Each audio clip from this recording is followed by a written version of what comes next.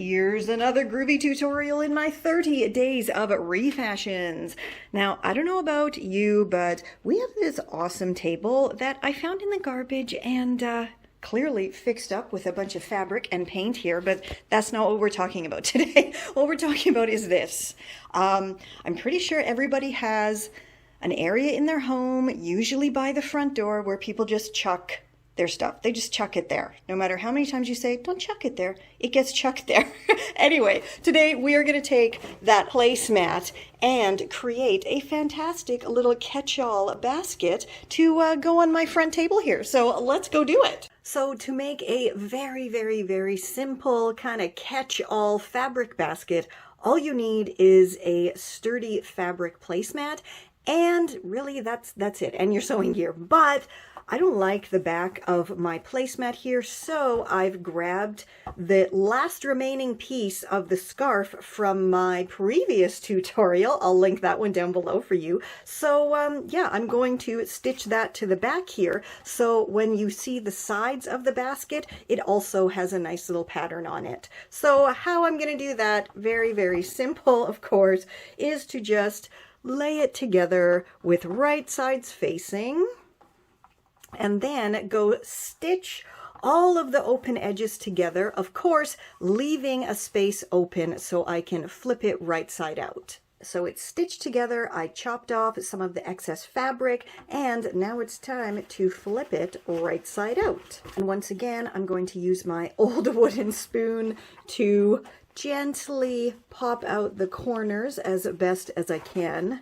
The placemat was very thick, so I think that's, you know, as good as it's going to get, which is fine. So now I'm going to go stitch up this open bit here, as well as top stitch all the way around the outside edge, just to, you know, keep it neat and tidy looking, and then we can move on to the last step. So as I was sewing and top stitching this one, I had a thought of how to make a totally no-sew version. So let's give that a try and see if it's actually going to work. I mean, my brain literally never shuts off. So here I have the last and final placemat that I'll be transforming into something else soon. But first, I really want to see if my idea works. So I have my bit of twine here. I'm sure any kind of string or ribbon would work. And I am going to fold one of the corners up together.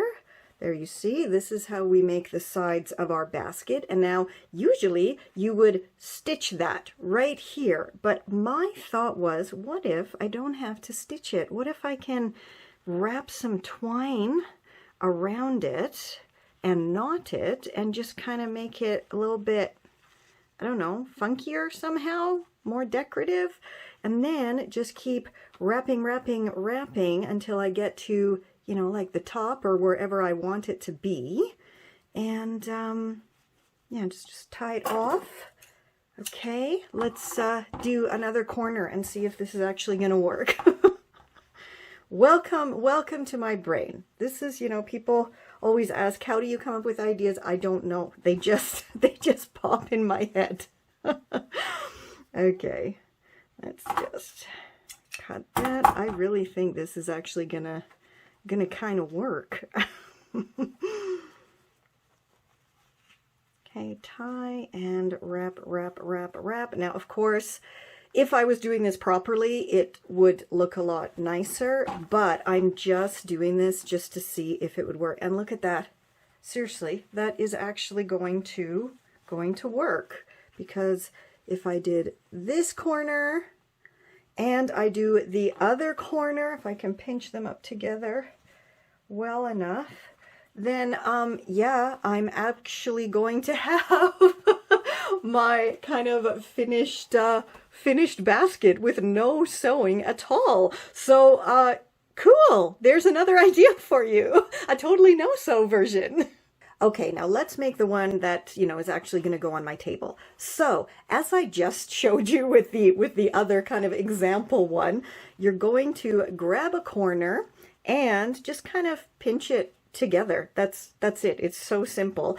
And depending on where you put your pinch and how much you want to stitch, that will give you higher sides or lower sides. And then I'm just going to pin that in place and move on to the next corner, and kind of as evenly-ish as possible. Again, no measuring, just eyeballing here. I'm going to pin that one in place and do the other two corners as well. So once you have all of your corners pinned, then all you have to do is go and stitch from the bottom up to the top on each of those corners.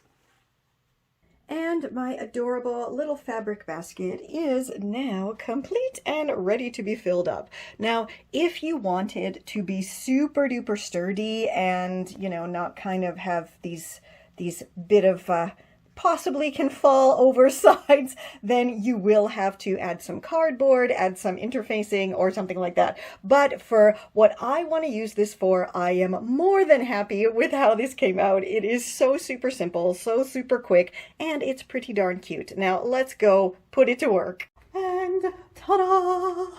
That looks absolutely so much neater and tidier there in my little front entryway table area. And I mean, the edges aren't so perfect, but you know what? It gets the job done. It looks cute and it holds everything instead of it all being scattered across the table here.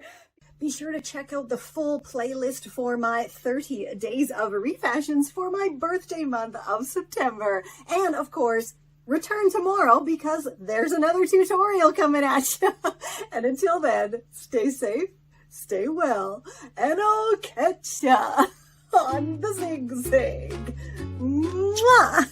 This is Confessions of a Refashionista.